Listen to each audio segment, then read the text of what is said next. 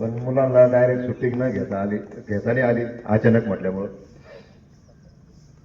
तर आज आपल्या शाळेमध्ये सेल्फ डिफेन्स या विषयावर आपण थोडंसं पहिल्यांदा चर्चा करू, नंतर तुमच्याकडून करून घेऊ.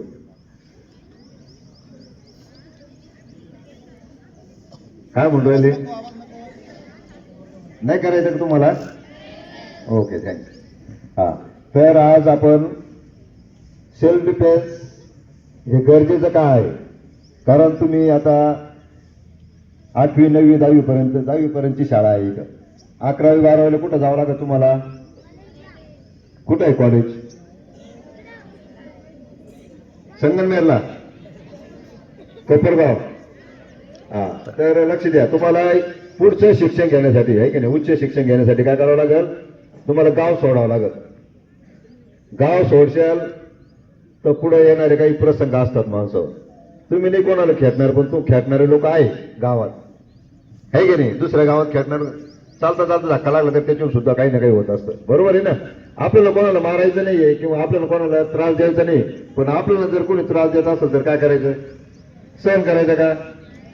मग त्याला प्रत्युत्तर देता आलं पाहिजे, आहे ना?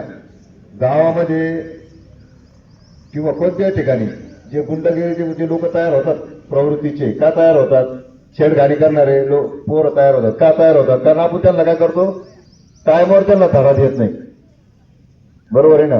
त्याच्यामुळे ते काय होतं, ते मुलं जास्त तयार होतात. तर त्यांना टायमवर आपण त्यांना प्रायश्चित्त द्यायलाच पाहिजे, तर ते सरळ होतील, आहे की नाही? गावामध्ये एक मुलगा जर बिघडला तर पूर्ण गावाला त्रास होतो.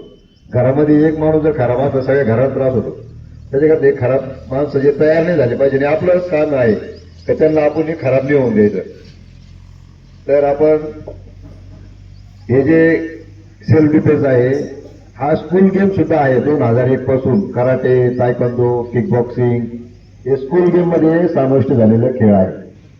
तर तुमच्याकडून म्हणजे आजच्या आज काही तयार नाही होणार सगळं काही, पण एक वॉर्मअप कराट्याचा कसा असतो सुरुवातीला ते तुमच्याकडून करून घेऊ आपण.